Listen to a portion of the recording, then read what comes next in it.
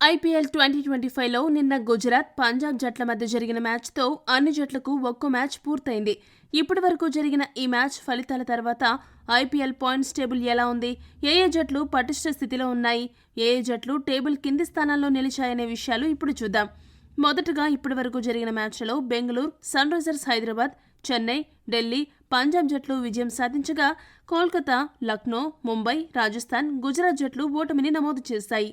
ఇక విజయం సాధించిన ఈ 5 జట్లు తలో 2 పాయింట్స్ సాధించినప్పటికీ హైదరాబాద్ జట్టు రాజస్థాన్పై భారీ పరుగుల తేడాతో గెలిచి ఏకంగా +2.20 నెట్ రన్ రేట్ సాధించడంతో టేబుల్ టాపర్గా నిలిచింది. ఇక బెంగళూరు జట్టు కూడా కోల్కతాపై అద్భుత విజయం సాధించి +2.13 నెట్ రన్ రేట్ ఉన్న కారణంగా రెండో స్థానాన్ని దక్కించుకుంది.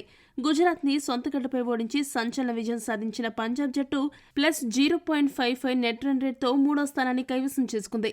ఇక ముంబైపై గెలిచిన చెన్నై జట్టు +0.493 నెట్ రన్ రేట్తో నాలుగో స్థానంలో నిలవగా ఢిల్లీ జట్టు +0.371 నెట్ రన్ రేట్ కలిగి ఉన్న కారణంగా టేబుల్లో 5వ స్థానంతో సరిపెట్టుకుంది. ఇక ఆడిన మొదటి మ్యాచ్లలో ఓడిపోయిన జట్లలో లక్నో తక్కువ మార్జిన్తో ఓడిపోవడంతో వారి నెట్ రన్ రేట్ పెద్దగా ఎఫెక్ట్ అవ్వలేదు కాబట్టి 6వ స్థానాన్ని దక్కించుకుంది.